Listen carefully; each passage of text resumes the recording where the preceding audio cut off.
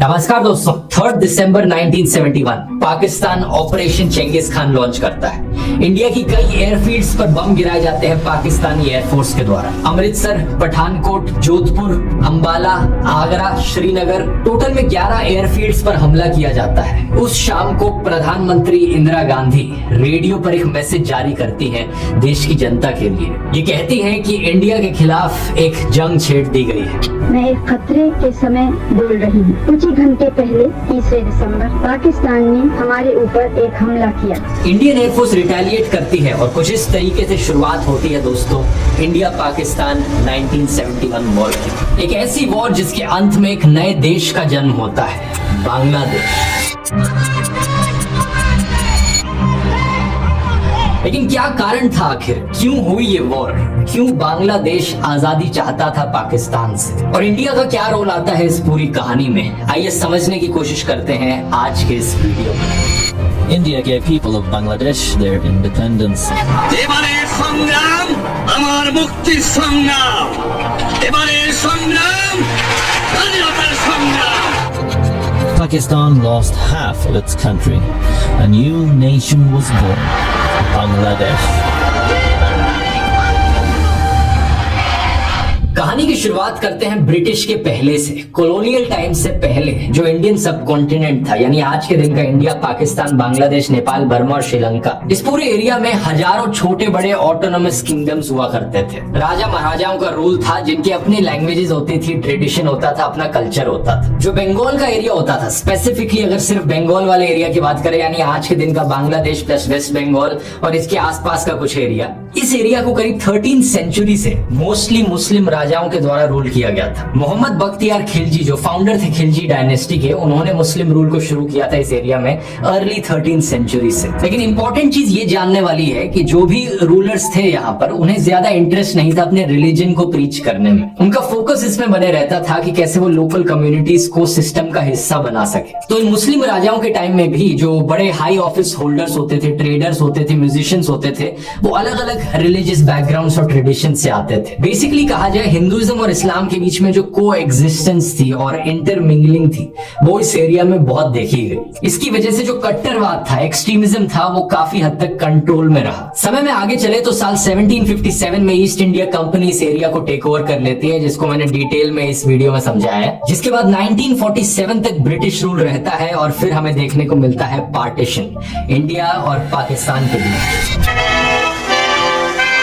As the new dominions of Pakistan and India take over their own affairs, carrying their few possessions, 1 million people become refugees overnight. साल 1940 में ही all India Muslim league के annual session में Lahore resolution बनाया जाता है, जिसमें demand उठाई जाती है कि मुसलमानों के लिए एक सेपरेट स्टेट बनाई जाए। इनका डर ये था कि अगर एक ही देश बना रहेगा तो मुस्लिम्स माइनॉरिटी बन जाएंगे और वो डर में जिएंगे। पार्टीशन करते वक्त रिलीजियस लाइंस पर बॉर्डर्स बनाने का मतलब ये था कि जो सोशल, कमर्शियल और कल्चरल संबंध थे लोगों के बीच में, उन्हें नजरअंदाज करना पड़ता। यानी बड़ी बड़ी स्टेट्स जहाँ पर कॉमन कल्चर्स थे, भाषाएं एक बोली जाती थी, उन्हें भी बांटा गया पार्टीशन की वजह से, बस इसलिए क्योंकि धर्म के नाम पर लोगों को डिवाइड करना है। इसके दो सबसे बड़े एग्जाम्पल हैं पंजाब और बंगाल। पंजाब का कुछ हिस्सा पाकिस्तान में गया, कुछ हिस्सा इंडिया में रहा, और सेम विद बंगाल, कुछ हिस्सा इंडिया में, कुछ हिस्सा पाकिस्तान में। लेकिन बांटने का मतलब ये नहीं था कि इनके कल्चर अलग अलग हो जाएंगे। जो दो हिस्सों को बांटा गया, वहां के लोग सेम भाषा में बात करते थे,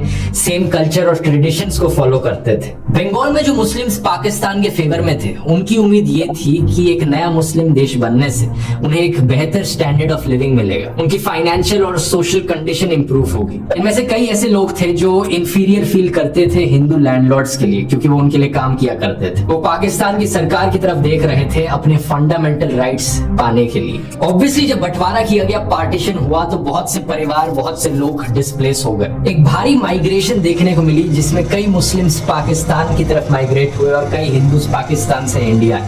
इसी बीच बहुत से दंगे हुए, मॉब वायलेंस हुआ, कुछ 2 से 20 लाख डेथ्स का एस्टिमेट किया जाता है। Communal hatred flares up in the Punjab. Pakistan and India each say they are determined to stop the wholesale rioting. But meanwhile, the exodus continued. इस माइग्रेशन में एक ग्रुप ऑफ लोग थे जो बिहार में रह रहे मुस्लिम्स थे। अब बिहार ऑब्वियसली क्योंकि बांग्लादेश के ज्यादा करीब है, तो बहुत से मुस्लिम जो बिहार में रह रहे थे वो ईस्ट पाकिस्तान में माइग्रेट किए। इन मुस्लिम बिहारीज को स्पेसिफिकली मेंशन करना जरूरी है क्योंकि आप आगे कहानी में देखेंगे कि कैसे इन्हें माना जाता था कि बांग्लादेश के खिलाफ है, इन्हें एंटी बांग्लादेशी माना जाता था। अभी के लिए पार्टीशन पर वापस आए तो बंगाल का जो पार्टीशन हो रहा था वो अपने आप में ही एक बहुत बड़ा इशू था। शुरुआत में पूरे बंगाल ने पार्टीशन के खिलाफ वोट किया था, अगर इस पार्टीशन का मतलब हो कि बंगाल को पाकिस्तान का हिस्सा बनना पड़े। लेकिन इस बंगाल में ही वेस्ट बंगाल का जो रीजन था वहां रहने वाले लोग पार्टीशन चाहते थे और इंडिया को ज्वाइन करना चाहते थे। दूसरी तरफ जो ईस्ट बंगाल वाला रीजन था वो पार्टीशन नहीं चाहते थे, लेकिन अगर कोई पार्टीशन हो तो वो चाहते थे कि वो पाकिस्तान को ज्वाइन करे। तो इवेंचुअली जब पार्टीशन हुआ, वेस्ट बंगाल इंडिया का हिस्सा बना और ईस्ट बंगाल पाकिस्तान का हिस्सा बना। पाकिस्तान के देश को दो हिस्सों में डिवाइड किया गया जिनके बीच सेपरेशन 1500 किलोमीटर का था और बीच में इंडियन टेरिटरी थी। अब इंटरेस्टिंग चीज ये है कि पाकिस्तान का जो नया देश बना उसमें जो मेजॉरिटी एथनिक ग्रुप था वो एक्चुअली में बंगालीज का था। आधे से ज्यादा पॉपुलेशन इस नए पाकिस्तान के देश की बंगालीज थी जो ईस्ट पाकिस्तान में रह रहे थे। बाकी वेस्ट पाकिस्तान में पंजाबीज, पख्तून्स, सिंधीज और बलोच थे। अब इवन तो बंगालीज की पॉपुलेशन ज्यादा थी पूरे पाकिस्तान में, लेकिन जो पावरफुल पोजीशंस थी जैसे कि ब्यूरोक्रेसी, मिलिट्री और पॉलिटिक्स की जो पोजीशंस है वो ज्यादातर वेस्ट पाकिस्तान के लोगों के हाथ में थी। स्पेसिफिकली कहा जाए तो मुहाजिर्स और पंजाबी जो लोग थे। अब इस बैकग्राउंड इंफॉर्मेशन को ध्यान में रखते हुए 1947 के बाद पाकिस्तान में जो पॉलिटिक्स हुई उसे समझते हैं। पाकिस्तान की शुरुआत हुई एज अ पार्लियामेंट्री डेमोक्रेसी, ठीक जैसे इंडिया की हुई थी, लेकिन फर्क ये था पाकिस्तान में जो सेंट्रल गवर्नमेंट थी वो बहुत ज्यादा पावरफुल थी। पावर एक इंसान के हाथ में बहुत कॉन्सेंट्रेटेड थी, जिसकी वजह से पार्लियामेंट्री डेमोक्रेसी सही तरीके से स्ट्रांगली एस्टेब्लिश नहीं हो पाई। साल 1946 में ब्रिटिश सरकार ने इलेक्शंस ऑर्गेनाइज करवाए थे अनडिवाइडेड इंडिया में। इन इलेक्शंस के रिजल्ट्स को देखकर बाद में जब पाकिस्तान और इंडिया का बंटवारा हुआ तो लेजिस्लेचर्स को भी इसी तरीके से डिवाइड किया गया। पाकिस्तान में मोहम्मद अली जिन्ना गवर्नर जनरल बने, जिनका देहांत आजादी के सिर्फ एक साल बाद हो जाता है 1948 में। उनके गुजर जाने के बाद नजीमुद्दीन गवर्नर जनरल बनते हैं और लियाकत अली खान प्राइम मिनिस्टर बनते हैं। करीब 3 साल बाद अक्टूबर 1951 में लियाकत का असैसिनेशन कर दिया जाता है और नजीमुद्दीन नए प्राइम मिनिस्टर बन जाते हैं। वो गुलाम मोहम्मद को गवर्नर जनरल बनाते हैं जो कि एक पंजाबी थे। साल 1953 में पहला मिलिट्री को देखने को मिलता है पाकिस्तान में, जब गुलाम मोहम्मद पावर टेक ओवर कर लेते हैं और नजीमुद्दीन को डिसमिस कर देते हैं। अगले साल 1954 में इलेक्शंस होती हैं पाकिस्तान में और इन इलेक्शंस में ज्यादातर सीटें जीती जाती हैं यूनाइटेड फ्रंट के द्वारा, जो कि ऑपोजिशन पार्टीज की एक कोalition थी। इनमें से एक सबसे बड़ी पार्टी थी अवामी लीग, जो कि एक ईस्ट बंगाल की पार्टी थी।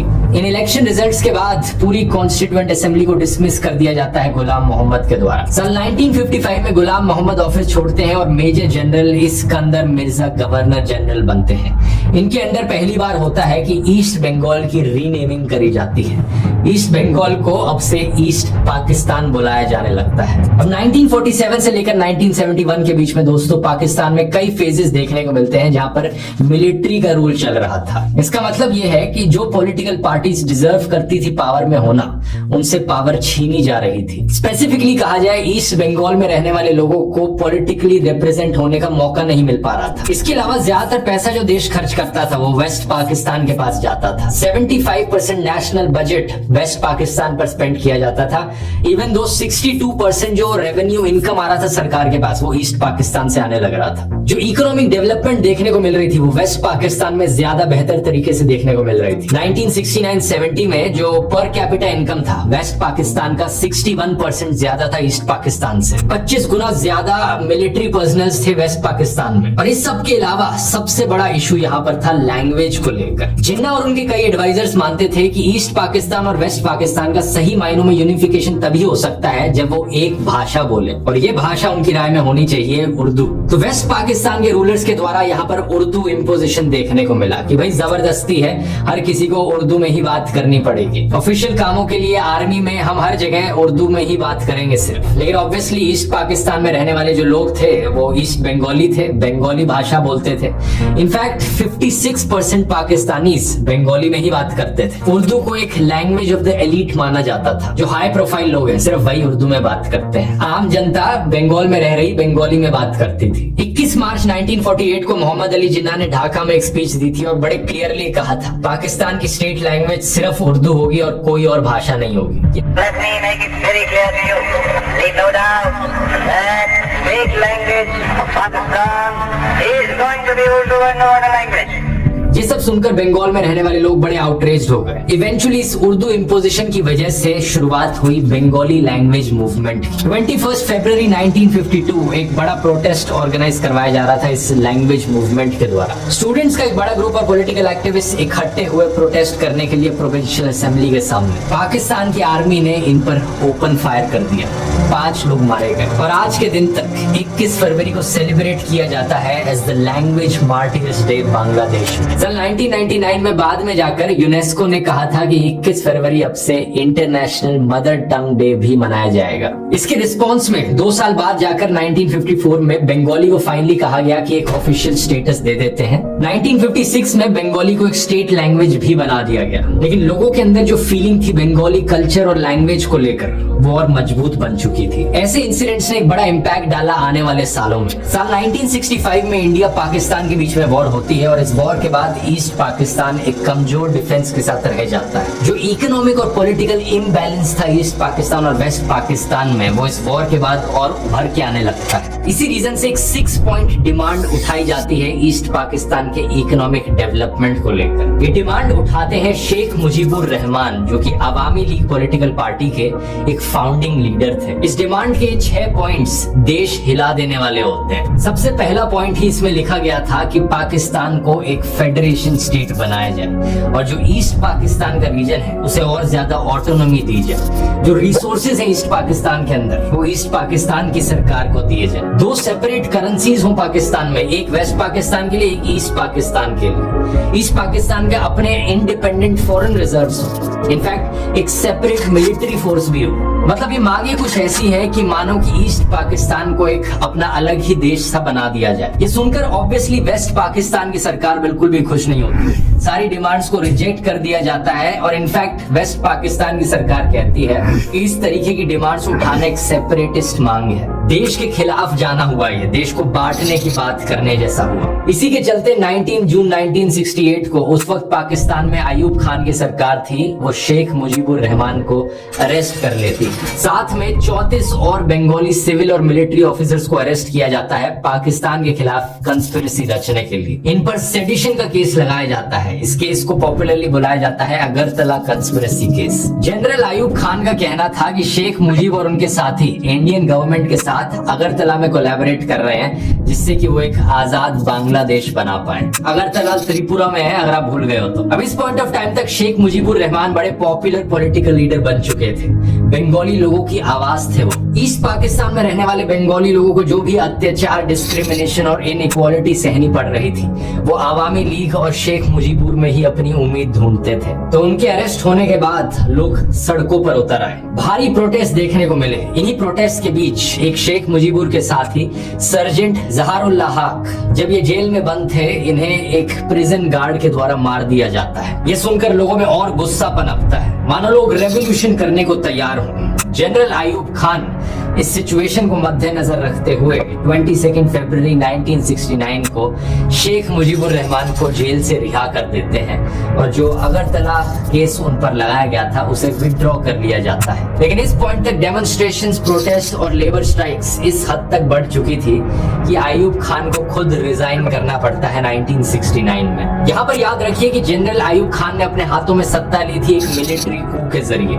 बेसिकली पाकिस्तान में उन्होंने पिछले 10 सालों से मिलिट्री डिक्टेटरशिप सी बना रखी थी। खुद रिजाइन करने के बाद वो अपने सक्सेसर को अपॉइंट करते हैं जनरल याहिया खान, और जनरल याहिया खान प्रॉमिस करते हैं कि वो पाकिस्तान में पहली जनरल इलेक्शंस करवाएंगे और वो इलेक्शंस करवाई जाती हैं साल 1970 में। ये 1970 की इलेक्शंस के रिजल्ट्स बहुत ही चौंका देने वाले होते हैं। ईस्ट पाकिस्तान की पॉलिटिकल पार्टी अवामी लीग इन इलेक्शंस को जीत जाती है। 313 में से 167 सीट्स इनके पास जाती हैं। लेकिन शॉकिंग चीज ये थी कि इनमें से एक भी सीट वेस्ट पाकिस्तान में ये नहीं जीतते। पाकिस्तान का लेजिस्लेचर कुछ ऐसे था कि 313 में से 169 सीट्स ईस्ट पाकिस्तान में थी और बाकी वाली वेस्ट पाकिस्तान में थी। तो आवामी लीग ने 313 में से 167 जीती, यानी ईस्ट पाकिस्तान में ऑलमोस्ट हर सीट जीत ली, लेकिन वेस्ट पाकिस्तान में एक भी सीट नहीं जीती। वेस्ट पाकिस्तान में पाकिस्तान पीपल्स पार्टी PPP ने 88 सीट्स जीती और इस PPP पार्टी ने ईस्ट पाकिस्तान में एक भी सीट नहीं जीती। ये शॉकिंग रिजल्ट्स दिखाते हैं कि जो दो हिस्से थे पाकिस्तान के, उनके बीच में दरार कितनी गहरी हो चुकी थी। अब ईस्ट पाकिस्तान में लोगों की पॉपुलेशन ज्यादा थी तो सीटें भी ज्यादा थी, इसीलिए आवामी लीग को यहाँ पर विजेता माना जाता है। लेकिन एक ऐसी पॉलिटिकल पार्टी पाकिस्तान में सरकार बनाएगी जिसने एक भी सीट वेस्ट पाकिस्तान में नहीं जीती। जो वेस्ट पाकिस्तान के पॉलिटिकल एलिट्स हैं उनके इंटरेस्ट से बिल्कुल भी मैच नहीं होता। इन इलेक्शन रिजल्ट्स को देखकर जो PPP के लीडर थे उस वक्त, जुल्फिकार अली भुट्टो, वो आर्मी ऑफिशियल्स और जनरल याहिया खान के साथ मिलते हैं और डिस्कस करते हैं कि कैसे नेशनल असेंबली को कैंसिल कर देना चाहिए। लिटरली उनकी मर्जी के इलेक्शन रिजल्ट्स नहीं आए तो इन इलेक्शंस के रिजल्ट्स को खारिज कर दो, और जनरल याहिया खान एग्जैक्टली यही करते हैं। 1 मार्च 1971 को कैंसिलेशन की अनाउंसमेंट करी जाती है कि जो भी इलेक्शन रिजल्ट आए वही खत्म समझो इन्हें। ये सुनकर ईस्ट पाकिस्तान में हल्ला मच जाता है। वहां के लोग कहते हैं कि क्या मजाक चलने लग रहा है, ये कोई डेमोक्रेसी हुई? हमने वोट दिया, हमारी मर्जी की पार्टी जीती, और क्योंकि तुम्हें पसंद नहीं आ रहा तुम इलेक्शंस को कैंसिल कर दोगे उठाकर। सड़कों पर फिर से भारी प्रोटेस्ट उतरते हैं और इस बारी आजादी के नारे लगाए जाते हैं। वो कहते हैं कि अगर तुम्हें हमारे लीडर्स को इलेक्ट करने में इंटरेस्ट ही नहीं है तो बाहर निकलो साइड में, हमें आजादी दो, हम अपना अलग से देश बनाएं। ये फाउंडेशन है दोस्तों बांग्लादेशी लिबरेशन वॉर की। इस पॉइंट तक आते आते ईस्ट पाकिस्तान में रहने वाले लोग इस्लाम को एज ए यूनिफाइंग फैक्टर नहीं देखते थे, बल्कि वो अपनी बंगाली एथनिसिटी को ज्यादा इंपॉर्टेंस देते थे। वो चाहते थे एक सेक्युलर डेमोक्रेटिक सोशलिस्ट स्टेट बने जिसमें बंगाली एथनिसिटी यहाँ पर मेन चीज हो। यहीं से ये कंट्री का नाम आया है बांग्लादेश, बंगाली लोगों का देश। 7 मार्च 1971 कैंसिलेशन के ऑर्डर्स दिए जाने के बाद आवामी लीग पॉलिटिकल पार्टी जनता के सपोर्ट में उतरती है और कहती है कि यहाँ पर हम नॉन कोऑपरेशन मूवमेंट चालू करेंगे। वेस्ट पाकिस्तान में बैठी सरकार को कुछ भी कह लेने दो, हम उनकी सुनने ही नहीं वाले। शेख मुजीब यहाँ पर एक बहुत ही जबरदस्त स्पीच देते हैं रेस कोर्स के ग्राउंड पे, एक बड़ी ही ऐतिहासिक स्पीच। बांग्लार मानुष मुक्ति चाहे, बांग्लार मानुष बाँचते चाहे, बांग्लार मानुष तारा अधिकार चाहे। नारे लगाए जाते हैं, our struggle is for our freedom, our struggle is for our independence, Jai Bangla. এবারে সংগ্রাম আমাদের মুক্তির সংগ্রাম, এবারে সংগ্রাম স্বাধীনতার সংগ্রাম।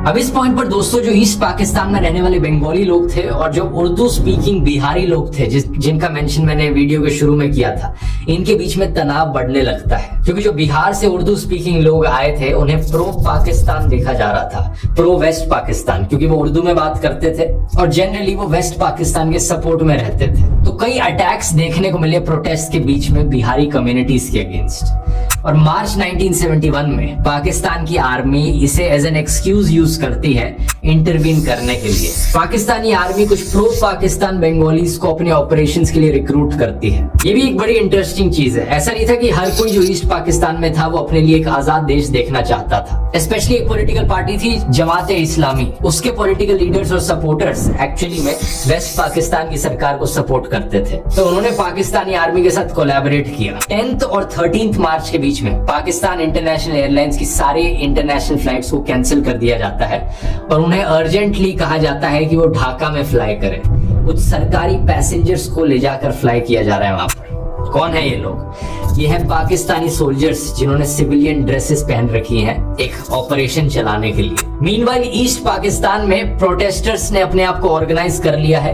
जो बंगाली नेशनलिस्ट हैं उन्होंने अपनी खुद की एक आर्मी बना ली है जिसे मुक्ति बाहिनी कहा जा रहा है, मतलब द फोर्स ऑफ इंडिपेंडेंस। मुक्ति बाहिनी गोरिल्ला ऑपरेशंस कंडक्ट करती है वेस्ट पाकिस्तान की आर्मी के खिलाफ जो ईस्ट पाकिस्तान में मौजूद है। यहाँ पर इंडियन आर्मी का भी कंट्रीब्यूशन आता है क्योंकि इंडियन आर्मी मुक्ति बाहिनी की फोर्सेस को ट्रेनिंग प्रोवाइड करती है गोरिल्ला वॉरफेयर में। इसके रिस्पॉन्स में वेस्ट पाकिस्तान एक east Pakistan central peace peace committee बनाता है, शांति वाहिनी।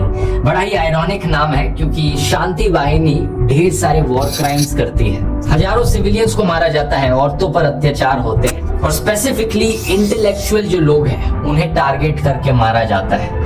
टीचर्स, स्कॉलर्स और सोशल एक्टिविस्ट, इन्हें बुद्धिजीवी बुलाया जाता था। इस पॉइंट ऑफ टाइम तक लॉ एंड ऑर्डर का पूरी तरीके से सत्यानाश हो चुका होता है ईस्ट पाकिस्तान में। बंगालीज ने सारी इंस्ट्रक्शंस फॉलो करनी बंद कर दी है जो भी पाकिस्तान से आ रही है। 25 मार्च 1971 वेस्ट पाकिस्तान की सरकार एक भयानक जेनोसाइड प्लान करती है, ऑपरेशन सर्च लाइट। इसका ऑब्जेक्टिव होता है कि जो भी पॉपुलर लोग बांग्लादेश की आजादी की मांग कर रहे हैं उन्हें पकड़ पकड़ के मार डालो। 25 मार्च की रात को हजारों पाकिस्तानी आर्मी के ट्रूप्स ढाका में मार्च करते हैं। शेख मुजीबुर रहमान को अरेस्ट कर लिया जाता है और वेस्ट पाकिस्तान ले जाया जाता है। लेकिन इस अरेस्ट से पहले शेख मुजीबुर ने ईस्ट पाकिस्तान को एक इंडिपेंडेंट कंट्री डिक्लेयर कर दिया था। उन्होंने कहा था अब से हम पाकिस्तान का हिस्सा नहीं है, अब से हम बांग्लादेश हैं। इस डिक्लेरेशन को एक ट्रांसमीटर के द्वारा किया गया था। ट्रांसमिशन को होने में कुछ घंटे का समय लगा था, तो मिडनाइट क्रॉस हो चुकी थी। इसी रीजन से दोस्तों आज के दिन 26 मार्च को बांग्लादेश का इंडिपेंडेंस डे मनाया जाता है। 27 मार्च 1971 मेजर जियाउर रहमान इस डिक्लेरेशन को पब्लिक के सामने पढ़ते हैं और अनाउंस करते हैं कि बांग्लादेश अब एक आजाद देश है। इसी रात ढाका यूनिवर्सिटी में 2 स्टूडेंट डॉर्मेटरीज पर हमला किया जाता है और एक ही रात के अंदर 7000 स्टूडेंट्स मारे जाते हैं पाकिस्तान की आर्मी के द्वारा। इस ऑपरेशन सर्चलाइट में 30,000 से ज्यादा बंगालियों का मैसेकर किया जाता है एक हफ्ते के अंदर। आधे लोग जो ढाका शहर में रह रहे थे वो शहर छोड़कर भाग जाते हैं। सारे फॉरेन जर्नलिस्ट को डिपोर्ट कर दिया जाता है और रेडियो ऑपरेशंस को भी शट डाउन कर दिया जाता है। एक military appointed Pakistani journalist Anthony Mascarenhas United Kingdom भाग जाते हैं और 13 जून 1971 को जो उन्होंने देखा था उसे एक आर्टिकल में पब्लिश करते हैं द संडे टाइम्स में। इस आर्टिकल के जरिए पहली बार बाकी दुनिया को पता चलता है कि यहाँ बांग्लादेश में एक्चुअली में होने क्या लग रहा है। प्रधानमंत्री इंदिरा गांधी खुद इस आर्टिकल को पढ़ती हैं और इससे मोटिवेट होती हैं कुछ एक्शन लेने को। इस क्रैकडाउन के बाद अवामी लीग के कई पॉलिटिकल लीडर्स इंडिया भाग गए थे सेफ्टी के लिए। 10 अप्रैल को peoples republic of Bangladesh government form होती है एग्जाइल में कोलकाता में। शेख मुजीबुर रहमान को प्रेसिडेंट डिक्लेयर कर दिया जाता है और तजुद्दीन अहमद को प्राइम मिनिस्टर। इस पूरे कॉन्फ्लिक्ट का एक बहुत बड़ा असर देखने को मिलता है इंडिया पर। 1971 की जो ऑटम थी उस एक सीजन में 10 मिलियन से ज्यादा रेफ्यूजीज बॉर्डर क्रॉस करके इंडिया भागते हैं। प्रधानमंत्री इंदिरा गांधी यहाँ पर सोचती हैं मिलिट्री का इस्तेमाल करके इस वॉर में हिस्सा लेकर इन लोगों को बचाना ज्यादा इकोनॉमिकली फीजिबल होगा as compare to in 10 million refugees की हम सहायता करने की कोशिश करें। हमारे पास इतने पैसा नहीं होंगे। 28 अप्रैल 1971 इंदिरा गांधी जनरल सैम मानेकशॉ को कहती हैं कि वो जंग की तैयारियां करें, ईस्ट पाकिस्तान में एंट्री करने के लिए रेडी हो। जनरल सैम मानेकशॉ इतने कॉन्फिडेंट नहीं थे इनिशियली कि इतने कम टाइम में इंडिया प्रिपेयर्ड हो सकता है और इस जंग को जीत सकता है, तो वो शुरू में रिजेक्ट कर देते हैं और ऑफर करते हैं रिजाइन करने को। लेकिन इंदिरा गांधी अपना कॉन्फिडेंस उन पर बनाए रखती हैं और उन्हें पूरी आजादी देती हैं कि जब उन्हें ठीक लगे तभी ऑपरेशन किया जाए। उनके काम की शुरुआत होती है मुक्ति वाहिनी को ट्रेनिंग प्रोवाइड करने से। जुलाई 1971 तक आते आते इंदिरा गांधी ने एक्चुअली में ईस्ट पाकिस्तान को ईस्ट पाकिस्तान बुलाना बंद कर दिया है। अब वो इसे बांग्लादेश करके पुकारती है। वैसे सैम मानेकशॉ के बारे में अगर आप और डिटेल में जानना चाहते हैं, कुक्कू एफएम पर ये वाली ऑडियो बुक मैं आपको रेकमेंड करूंगा, बहुत ही डिटेल में जाती है। कुक्कू एफएम को नहीं जानते, एक बढ़िया ऑडियो लर्निंग का प्लेटफॉर्म है जहाँ पर ढेर सारी ऐसी इन्फॉर्मेटिव ऑडियो बुक्स आपको सुनने को मिलेंगी। आमतौर पर इसकी कॉस्ट होती है 399 रुपीज, लेकिन अगर आप कूपन कोड ध्रुव50 इस्तेमाल करेंगे आपको साल भर की कॉस्ट पड़ेगी सिर्फ 199 रुपीज ओनली। तो अगर आपने अभी तक ज्वाइन नहीं किया, नीचे डिस्क्रिप्शन में लिंक मिल जाएगा, जाकर चेकआउट कर सकते हैं।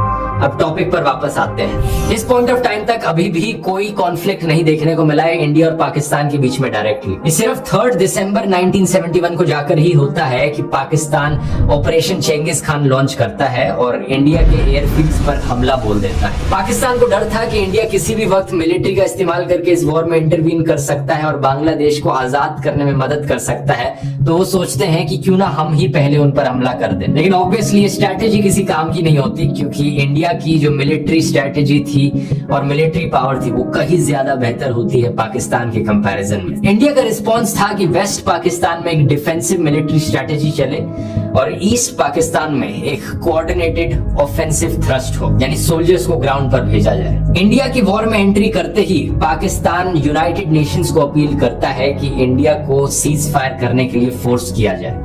यूनाइटेड नेशंस का सिक्योरिटी काउंसिल 4 दिसंबर को असेंबल करता है। बड़ी लंबी चर्चा चलती है। उस वक्त यूएसए पाकिस्तान के फेवर में ज्यादा था और सोवियत यूनियन इंडिया के फेवर में ज्यादा था। तो यूएस, चाइना और यूके एक्चुअली में सपोर्ट करते हैं कि इंडिया इमीडिएटली सीज फायर कर दे और अपने ट्रूप्स को विड्रॉ कर ले, लेकिन सोवियत यूनियन इस रेजोल्यूशन को वीटो कर देता है 2 बार। और बंगालीज के खिलाफ जो एट्रोसिटीज हो रही थी उन्हें ध्यान में रखकर बाद में जाकर यूके और फ्रांस भी वोट करने से एब्सटेन कर देते हैं। 6 दिसंबर 1971 भूटान पहला देश बनता है बांग्लादेश को ऑफिशियली रिकॉग्नाइज करने वाला। इसी दिन इंडिया भी बांग्लादेश को ऑफिशियली रिकॉग्नाइज कर लेता है। 12 दिसंबर तक आते आते इंडिया पाकिस्तान के बीच वॉर में पाकिस्तान एक बहुत बड़ी हार को अपने सामने देख रहा है। पाकिस्तान के डेप्यूटी प्राइम मिनिस्टर और फॉरेन मिनिस्टर जुल्फिकार अली भुट्टो जल्दी से न्यूयॉर्क जाते हैं अमेरिका के साथ डिस्कस करने के लिए इस तरीके से यहाँ पर एक सीज फायर का केस बनाया जा सके। 4 दिन लगते हैं इस प्रपोजल को फाइनलाइज करने में, लेकिन तब तक ईस्ट पाकिस्तान में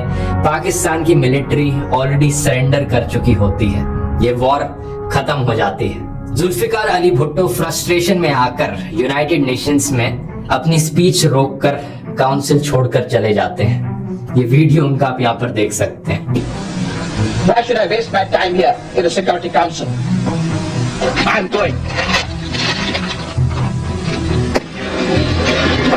16 दिसंबर 1971 इंडियन आर्मी ने ढाका शहर को चारों तरफ से घेर लिया है। 30 मिनट दिए जाते हैं सरेंडर करने के लिए पाकिस्तान की मिलिट्री को। लेफ्टिनेंट जनरल आमिर अब्दुल्ला खान नियाजी बिना किसी रेजिस्टेंस के सरेंडर कर देते हैं। ईस्ट पाकिस्तान में बैठी सरकार इमीडिएटली कोलैप्स कर जाती है। इसी दिन 16 दिसंबर 1971 historic instrument of surrender sign किया जाता है। 93,000 से ज्यादा पाकिस्तानी ट्रूप सरेंडर करते हैं इंडियन फोर्सेस और बांग्लादेश लिबरेशन फोर्सेस के सामने। ये दुनिया का लार्जेस्ट सरेंडर था वर्ल्ड वॉर 2 के बाद से। अगले साल 1972 में एक शिमला एग्रीमेंट साइन करी जाती है इंडिया और पाकिस्तान के बीच में। इस एग्रीमेंट के अनुसार पाकिस्तान रिकॉग्नाइज करता है बांग्लादेश को एज एन इंडिपेंडेंट कंट्री, लेकिन पाकिस्तान को ये करने के बदले क्या मिलता है? इंडिया प्रॉमिस करता है पाकिस्तान को कि जो 93,000 पाकिस्तान के प्रिजनर्स ऑफ वॉर हैं उन्हें वापस पाकिस्तान रिलीज कर दिया जाएगा 5 महीने के अंदर अंदर। और जो 13,000 स्क्वायर किलोमीटर जमीन इंडियन ट्रूप्स ने वेस्ट पाकिस्तान में कब्जा ली थी उसे भी इंडिया वापस कर देगा वेस्ट पाकिस्तान को। कुछ इस तरीके से दोस्तों जन्म होता है एक नए देश का, बांग्लादेश। 1972 में पाकिस्तान के द्वारा रिकॉग्नाइज किए जाने के बाद 1974 में यूनाइटेड नेशंस भी बांग्लादेश को as an independent country recognise कर लेता है। दूसरी तरफ पाकिस्तान में याहिया खान की डिक्टेटरशिप कोलैप्स कर जाती है और भुट्टो को 20 दिसंबर 1971 को नया प्रेसिडेंट स्वॉन इन किया जाता है। शिमला एग्रीमेंट के अनुसार मुजीबुर रहमान को भी जेल से रिलीज किया जाता है। वो ढाका लौटते हैं एक हीरो की तरह।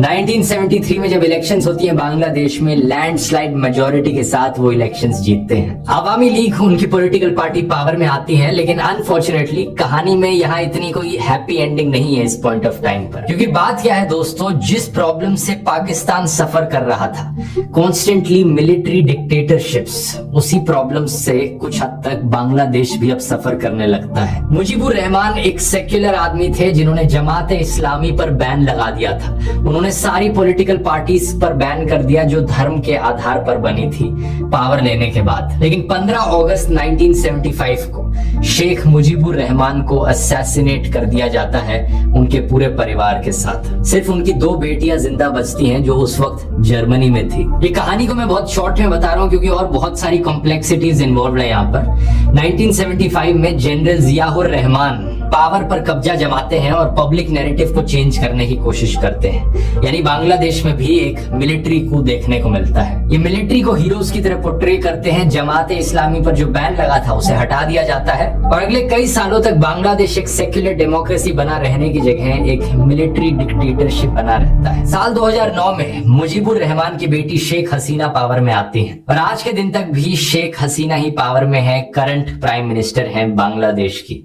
अवामी लीग रूलिंग पार्टी है। इस पूरी कहानी में क्या लेसन आपको सीखने को मिलता है? नीचे कमेंट्स में लिखकर बताओ आपकी राय में क्या लेसन सीखा आपने इस पूरी कहानी से। मेरी राय में एक बड़ा लेसन जो यहाँ पर सीखने को मिलता है इस बांग्लादेश की स्टोरी से, वो लैंग्वेज इम्पोजिशन का है। शायद अगर जिन्ना ने उर्दू भाषा को इस तरीके से इम्पोज करने की कोशिश ना करी होती और बंगाली लोगों को एक बराबर ट्रीट किया होता वेस्ट पाकिस्तान के लोगों के, तो शायद कभी बांग्लादेश देश एग्जिस्ट ही ना करता, या फिर ये फिर भी होता, क्योंकि ज्योग्राफिकली ये दोनों रीजन्स इतने अलग हैं एक दूसरे से, कल्चर इनके इतने अलग हैं कि यूनाइटेड रहना बहुत ही मुश्किल था। आज के दिन कहना बड़ा मुश्किल है कि क्या होता, लेकिन फ्यूचर में सीख जरूर ली जा सकती है। वीडियो पसंद आया, ऐसे ही और हिस्टोरिकल वीडियोस देख सकते हैं। इंदिरा गांधी की 1975 वाली इमरजेंसी वाला वीडियो जरूर रेकमेंड करूंगा। इसके बाद आप जाकर देख सकते हैं यहाँ क्लिक करके। बहुत बहुत धन्यवाद।